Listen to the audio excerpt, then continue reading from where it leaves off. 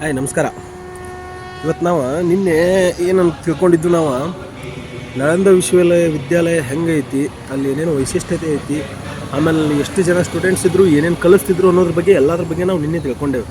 ಇವತ್ತು ನಾವು ತಿಳ್ಕೊಳ್ಳೋಣ ನಳಂದ ವಿಶ್ವವಿದ್ಯಾಲಯನ ಯಾಕೆ ಸುಡಲಾಯಿತು, ಯಾರಿಂದ ಸುಡಲಾಯಿತು ಅಂಥೇಳಿ ನಾವು ಇವತ್ತು ತಿಳ್ಕೊಳ್ಳೋಣ.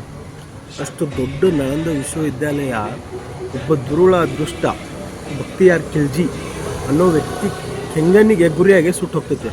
ಯಾಕೆ ಸುಟ್ಟು ಹೋಗ್ತೈತೆ ಅಂದ್ರೆ, ಒಂದು ಸಲ ಬಕ್ತಿಯಾರ್ ಖಿಲ್ಜಿ ಭಾರತದ ಮೇಲೆ ದಂಡೆತ್ತಿ ಬರಬೇಕಂತ ವಿಚಾರ ಮಾಡಿದಾಗ ಹಾದಿ ಮಧ್ಯದೊಳಗೆ ಅವನ್ಗೆ ಯಾವುದೋ ಒಂದು ರೋಗ ಕಾಣಿಸ್ಕೊತೈತೆ. ಅವ್ನು ಉಳ್ಯಾಕಾಗ್ದಂಥ ರೋಗ ಕಾಣಿಸ್ಕೊತೈತೆ. ನಾ ಇನ್ನು ಸಾಯ್ತೇನೆ ಅಂತ ಅವ್ನು ಗೊತ್ತಾದಾಗ ಅವನೇನು ಯೋಚನೆ ಮಾಡ್ತಾನೋ, ಅವನದು ಸಾಮ್ರಾಜ್ಯದೊಳಗಿದ್ದ ಎಲ್ಲ ಮುಸ್ಲಿಂ ವಿದ್ವಾಂಸರನ್ನ, ವೈದ್ಯರನ್ನ ಎಲ್ಲರೂ ಕರೆಸ್ತಾನೆ. ನಾ ಇದರಿಂದ ಬಚಾವ್ ಆಗಬೇಕು, ಹೆಂಗಾರ ನಾನು ಕಾಪಾಡ್ರಿ ಅಂತ ಕಳಿಸ್ತಾನೆ ಅವ್ನು. ಬಟ್ ಅವ್ರು ಯಾರಿಂದನೂ ಅವ್ನು ಬಚಾವ್ ಮಾಡೋಕ್ಕೆ ಸಾಧ್ಯ ಆಗಲಿಲ್ಲ. ಅಂಥ ಟೈಮ್ದಾಗ ಅವ್ರ ಕಡೆ ಇದ್ದು ಒಬ್ಬ ವೈದ್ಯ ಅವಂಗೆ ಸಲಹೆ ನೀಡ್ತಾನೆ, ಇಲ್ಲ ನಮ್ಮ ಭಾರತದೊಳಗೆ, ಪಕ್ಕದ ದೇಶ ಭಾರತದೊಳಗೆ ಹಿಂಗೆ ನಳಂದ ವಿಶ್ವವಿದ್ಯಾಲಯ ಅಂತ ಒಂದು ವಿದ್ಯಾಲಯ ಐತಿ, ಅಲ್ಲಿದ್ದು ವಿದ್ವಾಂಸರಿಂದ ನಿಮ್ಮ ರೋಗ ಗುಣಪಡಿಸ್ಬೋದು, ಅವ್ರನ್ನ ಕರೆಸ್ಬೇಕು ನಾವು ಅಂತ ಹೇಳಿದ್ರು. ಓ ಹೌದು, ಹಂಗಾರೆ ನಾವು ಉಳಿತೇನೆ ಅಂದ್ರೆ ಅವ್ರನ್ನ ಕರೆಸೋನು ಅಂತೇಳಿ ಅವನು ಏನು ಮಾಡ್ತಾನೆ, ಸರಿ ಅವ್ರು ಕರೆಸ್ರಿ ಅಂತ ಕರೆಸ್ತಾನೆ. ಅಲ್ಲಿಂದ ವಿದ್ವಾಂಸರನ್ನ ಕರೆಸ್ತಾನೆ. ಕರೆಸಿ ಅವರೆಲ್ಲ ಚೆಕ್ ಮಾಡ್ತಾರೆ. ಚೆಕ್ ಮಾಡಿ ನಿಮ್ಗೆ ಇಂಥ ರೋಗ ಐತಿ, ನಾವು ಗುಣಪಡಿಸ್ತೀವಿ, ಬಟ್ ಒಂದಿಷ್ಟು ದಿವ್ಸ ನೀವು ನಮ್ಮ ಕಡೆ ಇರಬೇಕು ಅಂತ ಹೇಳ್ತಾರೆ. ಅವ್ನು ಭಾಳ ಸೊಕ್ಕಿತ್ತು ಅಂತ, ನಾ ಯಾಕೆ ನಿಮ್ಮ ಕಡೆ ಬರಬೇಕು, ನಾನು ನಿಮ್ಮ ಕಡೆ ಬರೋದಿಲ್ಲ, ನನಗೆ ಹಂಗೆ ಗುಣಪಡಿಸಿ, ಇಲ್ಲ ಅಂದ್ರೆ ಬೇಡ ಹೋಗ್ಲಿ, ನಾ ಸಾಯ್ತಾನೆ ನಾನು ಸುಮ್ಮನೆ. ಅಷ್ಟೊತ್ತಿಗೆ ಅವರು ವಿದ್ವಾಂಸರು, ನಮ್ಮ ನಳಂದ ವಿಶ್ವವಿದ್ಯಾಲಯದ ವಿದ್ವಾಂಸರು ಭಾಳ ಅಂದ್ರೆ ಭಾಳ ಒಳ್ಳೆಯ ಮನುಷ್ಯರು. ಅವ್ರೇನು ಮಾಡ್ತಾರೆ, ಸಡನ್ಲಿ ಹೌದಾ ನಿಮಗೆ ಬರೋಕ್ಕಾಗಲ್ಲ, ಸರಿ ಆಯಿತು, ನೀವು ಯಾವ ಬುಕ್ ಓದ್ತೀರಿ ಡೈಲಿ, ಆ ಬುಕ್ ಕೊಡ್ರಿ ನಮಗೆ, ನಾನು ನಿಮ್ಮನ್ನು ಗುಣ ಮಾಡ್ತೇವೆ, ನಿಮ್ಗೆ ಸರಿಪಡಿಸ್ತೀವಿ ಅಂತ ಹೇಳಿದ. ಅವು ಸಡನ್ಲಿ ಆಯಿತು ಅಂದ್ರೆ ಅವ್ನು ಎತ್ತಿ ಕುರಾನ್ ಕೊಟ್ಟಂತ ಇದನ್ನು ನಮಗೆ 4 ದಿವ್ಸ ಕೊಡ್ರಿ, ನಾವು ಓದ್ಕೋತೀವಿ, ಇದ್ರೊಳಗೆ ನಿಮ್ಮನ್ನ ಆರಾಮ್ ಮಾಡುವಂಥದ್ದು ಏನೈತಿಲ್ಲ ಥಿಂಗ್ಸ್ ನಾವು ಓದ್ಕೊಂಡು ನಿಮಗೆ ಸರಿ ಮಾಡಿಸ್ತೀವಿ ಅಂತ ಹೇಳಿ. ಸರಿ ಆಯಿತು ಅಂತ ತೊಗೊಂಡು ಹೋಗಿ ವಾಪಸ್ ತಂದು ಕೊಟ್ರಂತ. ಅವ್ನು ಮತ್ತು ಬಕ್ತಿಯಾರ್ ಖಿಲ್ಜಿ ಅವ್ನ ಪಾಡಿಗೆ ಅವ್ನು ಓದ್ಕೊಂತ ಕುಂತಂತ. ಯಾಕಂದ್ರೆ ಇವ್ರ ಜೊತೆ ರೆಡಿ ಆಗಕ್ಕೆ ಬರಲಿಲ್ಲಲ್ಲ, ಓದ್ಕೊಂಡು ಕುಂತಂತ. ಹಂಗೆ ಒಂದಿಷ್ಟು ದಿವಸಗಳು ಕಳೆದ ಮೇಲೆ ಆರಾಮಾದಂತ.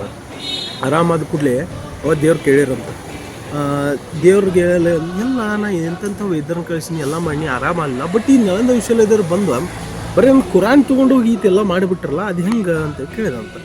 ಅಷ್ಟೊತ್ತಿಗೆ ಅವರು ನಳಂದ ವಿಶ್ವವಿದ್ಯಾಲಯದ ವಿದ್ವಾಂಸರು ಹೇಳಿದಂತ, ನೀವೇನು ಡೈಲಿ ಬುಕ್ ಓದ್ತಿರಲ್ಲ, ನೀವು ಟ್ಯಾಬ್ಲೆಟ್ ತೊಗೊಂಡ್ರೆ ನಾವು ಕೊಟ್ಟು ಟ್ಯಾಬ್ಲೆಟ್ ತೊಗೊಳಿಲ್ಲ, ನಮ್ಮ ಹತ್ರ ಬರಲಿಲ್ಲ, ಅದಕ್ಕೆ ನೀವು ಡೈಲಿ ಬುಕ್ ಓದ್ಬೇಕಾರೆ ಉಗುಳು ಹಚ್ಚಿ ಓದ್ತಿರ್ತಿರಲ್ಲ, ಆ ಟೈಮ್ದಾಗ ಅದನ್ನು ಏನು ಔಷಧ ಇತ್ತಲ್ಲ ಅದನ್ನು ಬುಕ್ಕಿಗೆ ಹಚ್ಚಿದ್ದು, ಆಮೇಲೆ ಅದನ್ನು ಪೇಜ್ ಹೊಳಿಸ್ದಾಗ ಏನೇನು ನಿಮ್ಮ ಸ್ಮೆಲ್ ಬರ್ತಿತ್ತು, ಗಾಳಿ ಬರ್ತಿತ್ತಲ್ಲ, ಅದರಿಂದ ನಿಮ್ಮ ಮೂಗುಗಳಿಗೆ ಹೋಗಿ ಹೊಟ್ಟೆ ಒಳಗೆ ಹೋಗಿ ಔಷಧ ಹೊಟ್ಟೆ ಒಳಗೆ ಆರಾಮಾಗಿರಿ ಅಂತ ಹೇಳಿದ್ರು. ಅವಾಗ ಬಕ್ತಿಯಾರ್ ಖಿಲ್ಜಿಗೆ ಆಶ್ಚರ್ಯ ಆತಂತ, ಏನೂ ಇಲ್ಲನ ಹಿಂಗೆ ರೆಡಿ ಮಾಡ್ಯಾರಲ್ಲ ಅವ್ರು, ನನ್ನ ಹತ್ರ ಇಲ್ಲದ ವೈದ್ಯರಲ್ಲ ಅಲ್ಲಿ ಅದಾರಲ್ಲ, ನನಗೆ ಇದನ್ನು ಸಹಿಸೋಕ್ಕಾಗೋದಿಲ್ಲ ಅಂದವನ ಹೋಗಿ ಅವನ ರಾಜ್ಯದ ಸೇನಾಪತಿ ಹೇಳಿದನು, ನಡೀರಿ ಹೋಗುನು, ನಳಂದ ವಿಶ್ವವಿದ್ಯಾಲಯ ನನ್ನ ಕಡೆ ಇಲ್ಲದವ್ರು ನಳಂದ ವಿಶ್ವವಿದ್ಯಾಲಯ ಅದಾರಂದ್ರೆ ಅವ್ರು ಯಾರೂ ಇರಬಾರ್ದು, ಅವ್ರು ಯಾರಿಗೂ ನಾನು ನೋಡೋಕ್ಕಾಗೋದಿಲ್ಲ ಅಂಥೇಳಿ ಬೆಂಕಿ ಇಡೋಕೆ ಆಜ್ಞೆ ಕೊಟ್ಟನು. ಅದಕ್ಕೆ ಹೋಗಿ ನಳಂದ ವಿಶ್ವವಿದ್ಯಾಲಯ ಬೆಂಕಿ ಇಡ್ತಾರೆ ಅವರು. ಅವಾಗ ಬೆಂಕಿ ಇಟ್ಟಾಗ ಸತತ 3 ತಿಂಗಳಿಂದ 6 ತಿಂಗಳವರೆಗೂ ಉರಿತೈತಿ ನಳಂದ ವಿಶ್ವವಿದ್ಯಾಲಯ. ಯಾಕಂದ್ರೆ ಅಷ್ಟು ಬುಕ್ಸ್ ಇದ್ದು ಅಲ್ಲಿ, 6 ತಿಂಗಳ ಮಟ್ಟ ಉರಿತೈತಿ. ಅದಕ್ಕೆ ಅವನು ತನ್ನ ಹೊಟ್ಟೆ ಕಿಚ್ಚಿ ನಳಂದ ವಿಶ್ವವಿದ್ಯಾಲಯನ ಬೆಂಕಿ ಇಟ್ಟ ಧ್ವಂಸ ಮಾಡ್ತಾರೆ. ಗೊತ್ತಾಯ್ತಲ್ಲ ಯಾಕೆ ಸುತ್ತ, ಯಾರಿಂದ ಸುತ್ತ ಅಂತ.